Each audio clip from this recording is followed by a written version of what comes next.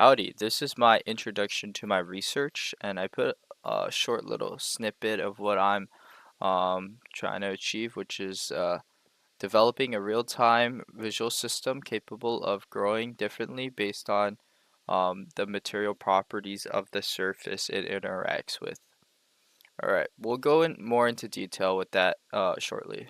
Yeah, so my main motivation and inspiration is that in recent times, real-time visual effects has become a bigger component in interactive medias, and especially how Unreal Engine does its real-time rendering. So it's become a more and more important area of study. So my motivation is mostly inspired to go beyond simple particle simulations and have organic simulations that bring a sense of life to these visuals. So the main gap with this research is that there are certain limitations in procedural systems. Most of the systems we see today are more focused on the visuals and not on environmental responses.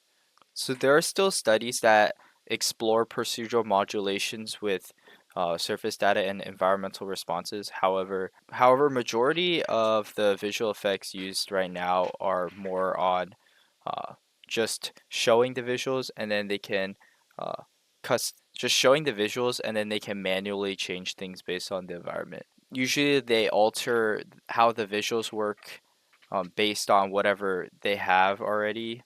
So it's not an adaptive system. It's more they manually change things to make it look real. So that is my main research is to combat this problem, um, is to develop a real-time visual system that grows differently based on surface material properties. So I will integrate surface data into particle and material parameters with Unreal Engine's Niagara system. So here is my main schematic. Yeah, so I'll input environmental surface data for each material. And so what these do is you can kind of communicate with the Niagara system using these parameters. So once we set each environment's different material types, roughness, etc. Um, so we're gonna create the main Niagara system after that. And so with these materials, I am not gonna make that many. I'll just have like maybe two or three. So because the main focus is the Niagara system and in general, or so what this Niagara system will look like, it will look like a tendril simulation. And I've actually already made a tendril simulation before, so it should be pretty easy. And I could honestly just use that again. But the main thing is this growth simulation. So this growth simulation is the main aspect where we'll take these material instances and we'll set, oh, if this is a certain material, then we'll have a certain spawn rate, certain procedural growth rate, and yeah, so by setting these things, the Niagara system will grow based on how the environment surface data is structured. So after that, we're just gonna create a material shader. We want the symbiote system to look like a symbiote, and that is like kind of a black gooey substance. So what we'll do is we'll create a material instance that could be dynamic. So we'll create a material instance that can be dynamically controlled with the Niagara system, and also have just a shader, and we could just set this shader to be wet, have specular reflection, subsurface scattering, and then this is also a big part is optimization. I honestly think that because I scaled it down a little bit, that the computational power could be used, like this system could be used in games. It doesn't seem that it's going to be too heavy, but I'll still look at optimizing the particle counts, or maybe making sure everything's rendered with the GPU, because that'll be because when you render things with the GPU with the Niagara system, it performs better. So it may seem like a lot, but um, the main part would be this growth simulation, and everything else I already know pretty much how to do. So it will probably be smooth. This growth simulation is probably the only thing I will need to focus on how I want to set it up and how I feel like things should grow based on other things. So yeah.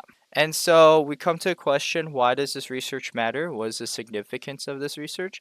And that it's important. We want, as especially as visualization majors, we want to be able to capture that sense of reality.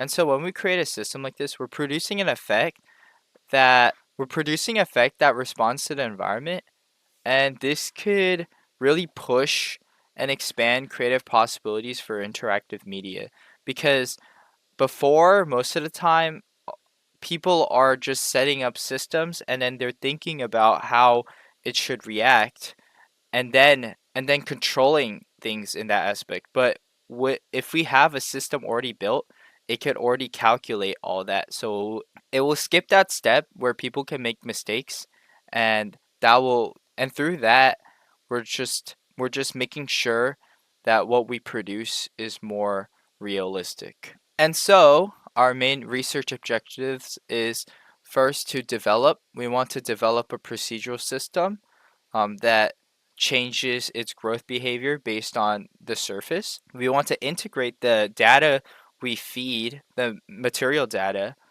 and the Niagara particle will be aware of that data and then change its own parameters based on that. And the last thing is to optimize. That's just the ending polish, because I feel like if I feel like with the system I have right now, or at least what I have in mind, it's possible to use for games, like I said before. So being able to balance this performance, being able to balance this performance with visual fidelity will really push this research into being viable for multiple mediums. So yeah, thanks for listening to this quick video.